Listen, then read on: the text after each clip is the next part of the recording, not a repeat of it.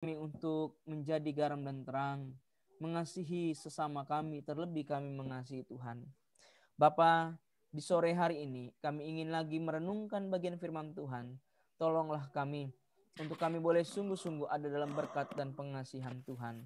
Terima kasih ya Bapa, kami serahkan hari ini ke dalam tangan pengasihan Tuhan di dalam jam-jam perenungan kami. Dalam nama Yesus Kristus kami berdoa dan memohon kepadamu. Amin. Amin. Baik Bapak Ibu, kita akan membaca dan merenungkan bagian firman Tuhan. Kita ingin melihat ya firman Tuhan yang akan menyapa kita pada hari ini, yaitu di dalam Roma pasalnya yang ke-12. Di dalam Roma pasalnya yang ke-12 ayat 9 sampai dengan 21.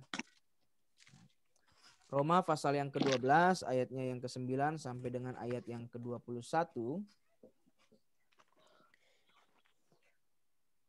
Saya akan membaca ayat 9, kemudian bergantian.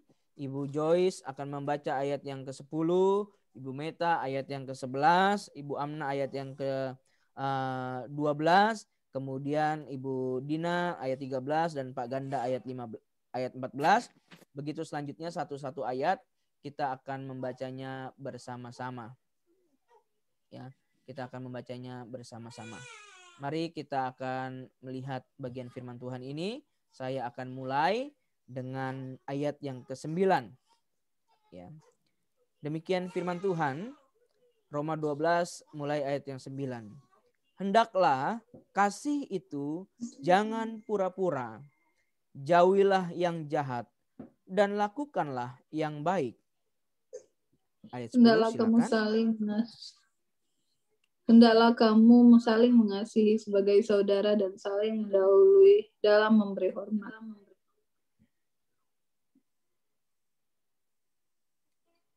Ayat 11 Ibu Meta.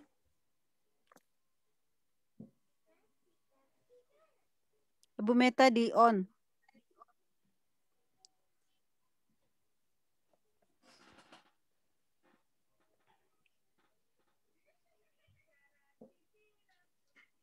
Oke. Ayat 11. Oke. Janganlah hendaknya kerajinanmu kendor, biarlah rohmu menyala-nyala dan layanilah Tuhan. 12. Bersukacitalah dalam pengharapan, sabarlah dalam kesesakan, dan bertekunlah dalam doa. Bantulah dalam kekurangan orang-orang kudus dan usahakanlah dirimu untuk selalu memberikan tumpangan. Berkatilah siapa yang menganiaya kamu, berkatilah dan jangan mengutuk. Bersukacitalah dengan orang yang bersukacita dan menangislah dengan orang yang menangis. Hendaklah kamu sehati sepikir dalam hidupmu bersama. Jangan kamu memikirkan perkara-perkara yang tinggi, tapi arahkanlah dirimu kepada perkara-perkara yang sederhana. Janganlah menganggap dirimu pandai. Janganlah membalas kejahatan dengan kejahatan. Lakukanlah apa yang baik bagi semua orang. 18. Sedapat-dapatnya, kalau hal itu bergantung padamu, hiduplah dalam perdamaian dengan semua orang. Saudara-saudaraku yang kekasih, janganlah kamu sendiri menuntut pembalasan, tetapi berilah tempat kepada murka Allah. Sebab ada tertulis, pembalasan itu adalah hakku. Akulah yang akan menuntut pembalasan, firman Tuhan. Tetapi jika seterumu lapar, berilah dia makan. Jika ia haus, berilah dia minum. Dengan berbuat demikian, kamu menumpukkan bara api di atas kepalanya. Janganlah kamu kalah terhadap kejahatan, tetapi kalahkanlah kejahatan dengan kebaikan. Bapak Ibu saudara-saudara yang diberkati Tuhan, melalui bagian firman Tuhan ini saya ingin mengajak kita untuk memikirkan yaitu topik kasih tak boleh pudar. Saudara, kata kasih ini terdapat 5 suku kata. Nampaknya kata ini sering kali kita dengar, ya. Mulai dari kita kecil sampai dengan kita saat ini. Entah kita sudah punya anak 1, anak 2, anak 3, atau kita sudah punya cucu, ya. Kata kasih itu selalu kita dengar. Tetapi Bapak Ibu, yang menjadi pertanyaan bagi kita, sudah sejauh mana kita mempraktekkan tentang kasih? Oleh karena satu kata ini, 5 huruf ini, satu kata kasih ini, biasa kita dengar. Tetapi kalau mau jujur, seberapa banyak di antara kita yang telah mempraktekkan kasih sebagaimana yang dikatakan oleh Rasul Paulus? Ya. Rasul Paulus mengatakan, atau di dalam suratnya ia menuliskan, di dalam 1 Korintus pasalnya yang ke-13. Kalau Bapak Ibu perhatikan, kita perhatikan dalam Alkitab kita, 1 Korintus pasalnya yang ke-13, ayatnya yang ke-4 sampai dengan ayatnya yang ke-7. Ya. 1 Korintus pasal yang ke-13, ayat yang ke-4 sampai dengan ayatnya yang ke-7. Mari kita perhatikan di situ. Ya. Bapak Ibu, kita perhatikan. Mari kita mulai pelan-pelan. Yang pertama, dikatakan kasih itu sabar. Kasih itu murah hati. Kasih itu tidak cemburu. Kasih itu tidak memegahkan diri. Kasih itu tidak sombong. Kasih tidak melakukan apa yang tidak sopan. Kasih tidak mencari keuntungan sendiri. Kasih tidak pemarah. Kasih tidak menyimpan kesalahan orang lain. Kasih tidak bersukacita karena ketidakadilan. Tetapi kasih bersukacita karena kebenaran. Kasih menutupi segala sesuatu. Percaya segala sesuatu. Mengharapkan segala sesuatu. Sabar menanggung sesuatu. Saudara, ini yang adalah kasih yang dituntut oleh Alkitab kepada kita, yang mengatakan bahwa diri kita memiliki kasih. Maka pertanyaannya bagi kita, sejauh kita sering mendengar kata kasih, sampai di mana kita telah mempraktekkan kasih itu? Saudara, kasih adalah anugerah yang Tuhan telah berikan kepada kita. Kasih yang ada di dalam kehidupan ini harus memiliki teladan atau role model untuk kita mengasihi sesama. Dan kasih yang ada di dalam diri kita, yang harus menjadi bagian kita, adalah kasih Tuhan. Di mana kasih adalah sebuah anugerah. Kasih sejati sesungguhnya datang dari lubuk hati yang paling dalam. Kasih sejati hanya datang sekali. Dan kasih sejati hanya ada di dalam hati. Dan kasih adalah anugerah terbesar yang diberikan Tuhan kepada kita. Kasih adalah anugerah terbesar yang diberikan Tuhan kepada kita. Tahukah saudara, kita lahir di muka bumi ini karena kasih. Kita bisa hidup karena kasih. Kita bisa memulai hidup karena ada kasih. Kita mau melakukan sesuatu karena kasih. Kita rela berkorban karena kasih. Kita bahagia karena kasih. Dan kita bisa bersedih karena kasih. Saudara, kasih mendapatkan tempat yang begitu sangat penting di dalam kehidupan kita. Mulai dari kita lahir sampai saat ini, bahkan sampai kita mati. Kasih mendapatkan bagian yang penting di dalam perjalanan kehidupan kita. Setiap pelaku kasih adalah sosok yang nekat dan belajar cari masalah. Saudara, ketika kita ingin mengasihi, tetapi kita tidak mau berhadapan dengan konflik, maka sesungguhnya kita tidak bisa mengasihi dengan ketulusan. Karena kasih adalah anugerah, hal yang indah namun penuh rintangan. Untuk mendapatkan dan menggenapinya. Di dalam kasih ada kekecewaan, terkadang ada penyesalan, ada perasaan yang paling mungkin akan dirasakan pelaku kasih yang tidak mengasihi dengan tulus. Saudara, kasih mengajarkan kepada kita untuk kita mengasihi sekalipun kita terluka. Dan kasih yang sejati adalah ketika kita merasakan kasih Tuhan yang diisi di dalam kehidupan kita. Kasih Tuhan melalui keluarga, kasih Tuhan melalui pertemanan, kasih Tuhan melalui persahabatan. Saudara, kasih yang terus diisi itu, dia perlahan-lahan akan penuh.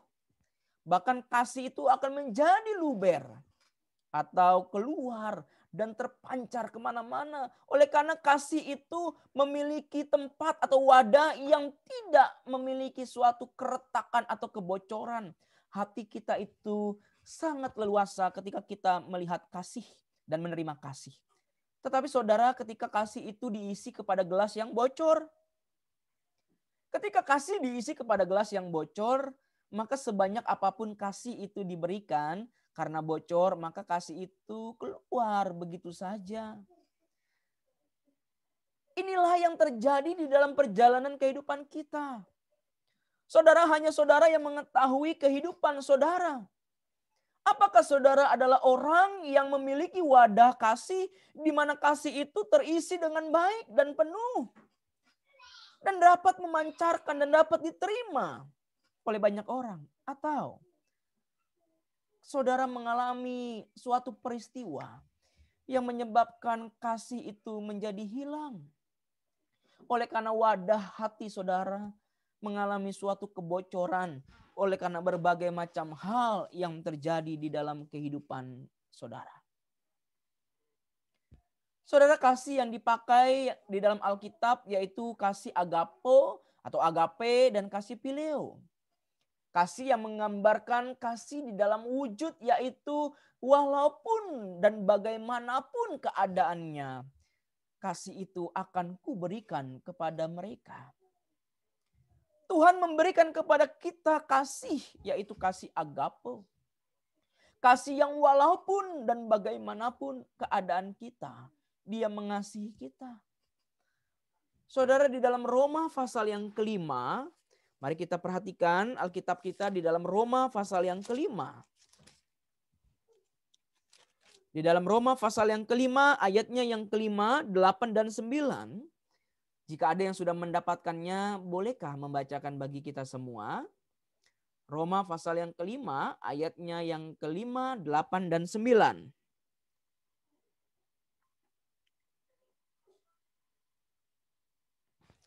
Silakan. Siapa yang sudah mendapatkannya bagi kita, Roma boleh tolong 5, membacanya. ayat 8-9. Akan tetapi Allah menunjukkan kasih-Nya kepada kita oleh karena Kristus telah mati untuk kita ketika kita masih berdosa. Lebih-lebih karena kita sekarang telah dibenarkan oleh darah-Nya, kita pasti akan diselamatkan akan diselamatkan dari murka Allah. Terima kasih. Saya baca ayat yang kelima ya. Dan pengharapan tidak mengecewakan karena kasih Allah telah dicurahkan di dalam hati kita oleh Roh Kudus yang telah dikaruniakan kepada kita.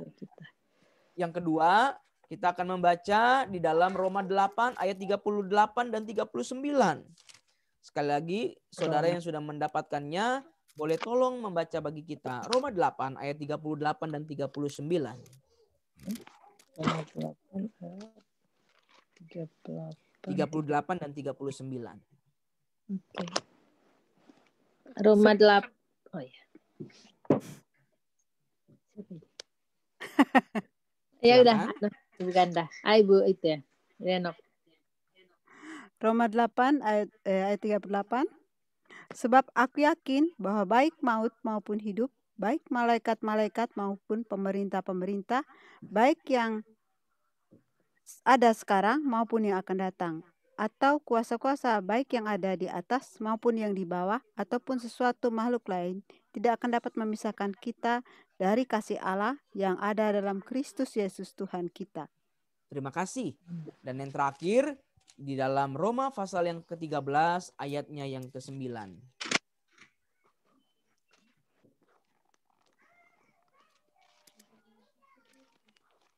Roma pasal 13 ayat 9, silakan yang sudah mendapatkannya boleh dapat membacanya bagi kita. Roma 13 ayat 9. Karena firman, jangan berzina, jangan membunuh, jangan mencuri, jangan mengingini, dan firman lain manapun juga sudah tersimpul dalam firman ini, yaitu kasihilah sesamamu manusia seperti dirimu sendiri. Terima kasih ibu-ibu yang sudah membaca bagi kita. Saudara, ketika kita membaca bagian-bagian di dalam kitab Roma, kita melihat bahwa Allah telah menunjukkan kasih-Nya kepada kita dalam keberadaan kita yang penuh dengan kelemahan, yang penuh dengan kekurangan, yang penuh dengan berbagai macam cacat celah. Allah telah menunjukkan kasih kepada kita. Dan kasih Allah kepada orang percaya itu sungguh hidup di dalam Kristus.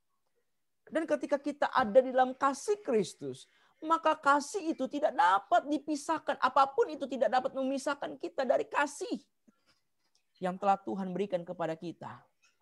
Kasih tidak dapat dipisahkan dengan segala perkara-perkara duniawi. Tetapi kita tidak boleh lupa, Bapak Ibu, bahwa kasih itu juga adalah kesimpulan dari seluruh hukum yang ada. Hukum jangan membunuh, jangan mencuri, jangan mengingini, dan firman apapun juga itu disimpulkan dengan satu, yaitu kasihilah sesamamu manusia seperti dirimu sendiri. Kasih menjadi dasar bagi kita untuk kita dapat mengerti tentang diri kita di hadapan Tuhan dan tentang orang lain dan diri kita di hadapan orang lain dan orang lain di hadapan diri kita. Pentingnya kasih di dalam konsep pengenalan akan Allah dimengerti seperti ini. Yang pertama, iman disebut sebagai suatu modus keberadaan hidup baru dalam pengenalan akan Allah, demikian pula kasih. Saudara, ketika kita memiliki kasih, maka kita juga melihat kepada apa yang disebut dengan iman, yaitu keberadaan hidup kita di dalam pengenalan akan Allah. Jikalau kita berkata aku iman, memiliki iman kepada Tuhan, tetapi kita tidak bisa menunjukkan kasih kita kepada Tuhan di hadapan sesama, maka saudara, kita sesungguhnya belum menyadari tentang apa itu iman. Oleh karena iman berbicara tentang bagaimana aku percaya kepada Tuhan dan aku percaya kepada Tuhan itu dilandaskan dengan kasih terhadap Allah dan kasih terhadap sesama. Kasih itu, iman itu bekerja oleh kasih. Iman yang kita miliki sangat berkaitan erat, berhubungan dengan kasih yang kita tunjukkan di dalam kehidupan realita hari lepas hari kita. Berakar di dalam Kristus bisa juga disebut sebagai berakar di dalam kasih. Kalau kita meyakini bahwa saya adalah murid Tuhan, saya adalah milik Tuhan, maka ketika saya berkata aku bertumbuh dalam Tuhan, seharusnya kita juga melihat kepada akar itu, yaitu kasih itu apakah bertumbuh di dalam kehidupan kita. Dan menjadi ciptaan baru bisa disebut sebagai iman yang bekerja oleh kasih. Bersama dengan iman dan pengharapan, kasih adalah jantung dan isi daripada hidup orang percaya. Paulus berkata bahwa di antara iman dan pengharapan, kasihlah menjadi jantung daripada hidup orang percaya. Kasih juga adalah buah roh yang harus kita ingat dan kita lihat perhatikan. Maka kasih menjelaskan arti, yaitu berada di dalam. Ketika kasih ada di dalam Kristus, maka di dalam pembacaan teks kita hari ini, di dalam Roma pasal yang ke-12 ayat 9 dan seterusnya, kita melihat bahwa di dalam kasih Kristus, di dalam Kristus itulah, di dalam Roh Kudus itulah, di dalam iman dan di dalam tubuh Kristus, kasih tidak boleh ada di dalam kepura-puraan. Atau kita menunjukkan kemunafikan ketika kita mengasihi orang lain. Saudara, saya membaca satu riset. Ya, membaca satu riset. Dan dikatakan dalam riset itu dituliskan di dalam New York Post yang dilakukan oleh University Knoxville, kalau saya tidak salah itu. Dan penelitian itu dituliskan demikian. Di era pandemi ini, tingkat perselingkuhan sangat drastis terjadi di dalam kehidupan keluarga. Dan kasih yang pudar itu menjadi perselingkuhan itu dimulai dari yang namanya chattingan, ya, chattingan dengan orang lain. Kenapa? Oleh karena tingkat stres semakin bertumbuh di era pandemi dan akibatnya stres membawa kepada keinginan untuk lebih diperhatikan, lebih dimengerti. Dan ketika kasih di dalam keluarga itu tidak ada, maka kita mencoba mencari kasih di tempat lain. Dan akibatnya kasih itu penuh dengan kepura-puraan di dalam keluarga. Bapak Ibu, hendaklah kasih itu jangan pura-pura. Mari kita tunjukkan iman kita kepada Kristus yang ada di dalam Kristus, di dalam roh, di dalam iman, dalam tubuh Kristus. Kita tunjukkan dengan kasih yang penuh dengan kemesraan. Kasih yang penuh dengan pemberian. Bukan kasih yang penuh dengan kemunafikan di antara kita. Jangan lakukan itu. Di dalam keluarga, di dalam kehidupan sesama orang percaya. Apalagi di tengah-tengah negara yang bukan negara kita. Saudara di Niigata dan sekitarnya ada dalam komunitas orang Kristen yang bilangannya kecil Bapak Ibu. Mari kita belajar menunjukkan kasih itu tanpa kepura-puraan. Ya. Kita harus menjauhkan daripada yang jahat dan lakukan yang baik. Sehingga kita saling mengasihi saudara-saudara kita. Kita saling mendahului dalam memberikan hormat kepada setiap saudara-saudara kita. Ya. Saling mendahului. Bapak Ibu, ketika kita melihat bagian firman Tuhan ini, selalu dikatakan bahwa mulailah daripada kita kepada orang lain. Mulai dari kita kepada orang lain. Kita mengasihi. Kita bersuka cita di dalam pengharapan, di dalam kesabaran, dalam kesesakan. Dalam bertekun, di dalam doa.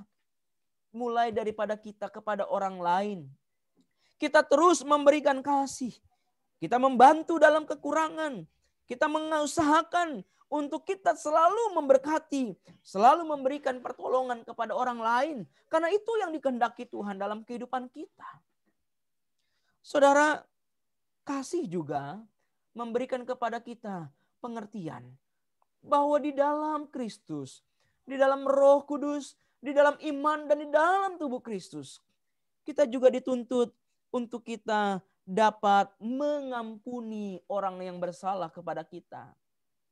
Saudara, kasih yang dikatakan di dalam Alkitab selalu berkata, aku berkata kepadamu, berdoalah bagi siapa yang menganiaya kamu, bagi siapa yang membenci kamu, bagi siapa yang mengutuki kamu. Berdoalah bagi mereka dan ampunilah mereka. Saudara, ini adalah sesuatu hal yang tidak mudah. Ini adalah sesuatu hal yang sulit. Kita bisa mengasihi orang yang mengasihi kita. Tetapi pertanyaannya, kita bisa mengasihi orang yang menyakiti kita, mengkhianati kita, melukai kita. Saudara, tanpa kita melihat kepada kasih Allah dalam hidup ini, yang telah mengangkat kita dari lumpur dosa, kita akan sulit mengasihi orang yang membenci kita. Karena pengalaman yang ada dalam hidup ini tentang kasih Allah dalam hidup, maka kita bisa mengerti mengapa aku harus mengampuni orang yang bersalah kepadaku. Saudara, dalam teks ini berkata bahwa berkatilah siapa yang menganiaya kamu, berkatilah dan jangan mengutuk. Di dalam ayatnya yang ke-19, saudara-saudaraku yang kekasih, jangan kamu sendiri menuntut pembalasan, tetapi berilah tempat kepada murka Allah, sebab ada tertulis pembalasan itu hakku, akulah yang akan menuntut pembalasan, firman Tuhan. Saudara, pembalasan itu hak Tuhan. Bukan hak kita yang membalas kejahatan dengan kejahatan. Tugas kita adalah menerima dan mengampuni orang itu. Tugas Tuhan adalah mengerjakan apa yang Ia pandang baik. Didikan Tuhan kepada setiap orang berbeda. Ketika Tuhan didik orang yang membenci kita, Dia didik untuk orang itu dapat melihat kesalahan-kesalahannya. Tetapi ingat, bukan kita yang membalas kejahatan itu supaya orang itu sadar. Tugas kita adalah menerima mereka, mengampuni mereka. Dan kita berdoa agar anugerah Tuhan itu ada padanya. Supaya dia menyadari bahwa apa yang dia lakukan itu adalah suatu kesalahan. Bahkan dikatakan dalam ayat 20. Jika seterumu lapar, berilah dia makan. Jika ia haus, berilah dia minum. Dengan berbuat demikian, kamu menumpukan bara api di atas kepalanya. Saudara, kita bisa lakukan ini kalau kita ada di dalam penyangkalan diri di hadapan Tuhan. Kita tidak lagi melihat kepada diri kepentingan ini. Kita hanya lihat kepada Tuhan yang mengasihi kita. Maka di dalam kasih ada kemerdekaan dalam Kristus. Direalisasikan dalam kasih. Tuntutan Taurat dimungkinkan oleh Roh Kudus. Digenapi. Hukum yang Kristus berikan adalah hukum kasih. Dalam kasih, hidup baru direalisasikan sebagai pola hidup orang percaya yang telah ditebus oleh Kristus Yesus. Mari kita berubah konsep kita. Mari kita lihat, aku adalah orang yang sudah ditebus. Aku orang yang sudah diselamatkan. Jikalau Tuhan telah menebus aku, mengapa saya sulit menerima orang lain? Mengapa saya sulit mengampuni? Bahkan mengapa saya terus-menerus mengatakan bahwa aku yang paling benar, orang lain itu salah. Saudara, kasih di dalam keluarga itu pun kita harus lihat dari sudut pandang ini. Oleh karena kita mengasihi orang lain, mengasihi suami, istri, anak-anak kita, seringkali kita bertemu dengan berbagai konflik. Tetapi apakah kita harus kalah dengan kebencian dan kemarahan di dalam keluarga? Apakah kita harus mundur? Oleh karena kita merasakan kehambaran kasih, kasihilah mereka sekuat apa yang engkau telah terima dari anugerah Tuhan itu. Kasihilah mereka sampai kepada akhirnya nanti. Saudara, ketika kita mengasihi, kita harus menghancurkan apa yang namanya egoisme dan individualisme. Ketika kita belajar mengasihi, kita tidak lagi boleh mengatakan bahwa aku yang lebih penting, kamu dong harus mengerti aku. Tidak bisa. Kita harus menanggalkan egoisme kita. Kita harus menanggalkan individualisme kita. Segala sesuatu bukan lagi tentang aku, tetapi tentang kita. Bagaimana kita bisa hidup rukun satu sama lain. Bagaimana kita bisa saling mendahului, memberikan hormat. Bagaimana kita saling membantu dalam kekurangan. Bagaimana kita mengusahakan untuk selalu memberikan yang terbaik bagi orang lain. Bagaimana kita menangis di hadapan orang lain yang berduka. Bagaimana kita bersuka dengan orang yang bersuka. Bagaimana kita menaruh pikiran yang sama. Yaitu menaruh pikiran yang terdapat di dalam Kristus. Maka di dalam ayat 16, saudara perhatikan di situ. Di dalam ayat 16 dikatakan apa? Hendaklah kamu sehati sepikir dalam hidupmu bersama. Sehati sepikir dalam hidup bersama. Tidak lepas daripada penyangkalan diri kita. Menghancurkan egoisme kita. Menghancurkan individualisme kita. Kita harus memiliki hati yang sepikir. Jangan kita memikirkan perkara-perkara yang tinggi. Tetapi arahkanlah dirimu kepada perkara-perkara sederhana. Jangan menganggap dirimu sendiri pandai. Saudara, kepandaian yang Tuhan titipkan kepada kita. Itu pun adalah anugerah Tuhan. Jangan kita berkata kepada diri kita, aku paling pandai dan mereka semua adalah orang bodoh. Saudara, tidak peduli seberapa besar gelar kita. Mau S1, S2, S3, S lilin. Tidak peduli dengan apa yang kita miliki. Tetapi kita melihat kepada kasih itu. Kasih yang tidak lagi melihat kepada diri kita dan menganggap diri kita pandai. Janganlah kasih itu menjadi pura-pura. Janganlah kasih itu menjadi hal yang tidak baik. Tetapi kasih itu ditunjukkanlah dengan mengasihi, dalam mendahului hormat, tetap semangat melayani sebagaimana yang Ia ingin kita lakukan, yaitu diwujudkan dengan mengasihi. Hidup dalam suatu kesatuan yang membangun tubuh Kristus. Itu yang harus kita lakukan. Saling membantu dan saling memberikan tumpangan, mengasihi orang yang berbuat jahat kepada kita, menunjukkan rasa empati dan simpati yang tulus kepada setiap mereka yang ada di dalam sekitar kita. Kasih ditunjukkan dengan kerendahan hati dan hidup dalam perdamaian dengan semua orang melalui diri kita. Kita tidak boleh berhutang kepada siapapun, sebab dalam hutang piutang kasih akan pudar. Mengasihi sesama berarti kita menolak yang jahat dalam kehidupan kita. Mari kita belajar tentang kasih sampai akhir hidup kita. Karena kasih yang kita terima dari Tuhan membawa kita untuk dapat menerima sesama kita. Mungkin ada yang membenci kita, mungkin ada yang tidak peduli dengan kita, mungkin ada yang merasa diri kita bodoh dan lain sebagainya. Tetapi mari kita belajar tentang kasih hari ini. Bukan karena kebetulan hari ini adalah hari Minggu yang tanggal 14 dan banyak orang merayakan Valentine. Walaupun itu tidak masuk dalam kalender tanggal merah. Tetapi kita melihat kasih Tuhan itu lebih besar dari apapun. Ya, anugerah Tuhan Yesus, kasih Tuhan Yesus lebih besar daripada apapun yang ada di dalam dunia ini. Tuhan Yesus memberkati kita semua. Hendaklah kita terus mengasihi satu sama lain dengan kasih yang Tuhan telah berikan kepada kita. Tuhan memberkati kita. Shalom. Mari kita berdoa. Tuhan, terima kasih untuk hari ini. Kami boleh ada sebagaimana kami ada. Terima kasih untuk firman Tuhan yang melawat kami. Tolonglah kami untuk kami terus ada di dalam kasih-Mu dan kami memancarkan kasih kepada setiap orang, mulai dari tempat yang kecil di tempat kami berada, keluarga kami dan juga sahabat-sahabat kami. Tuhan, tolonglah kami.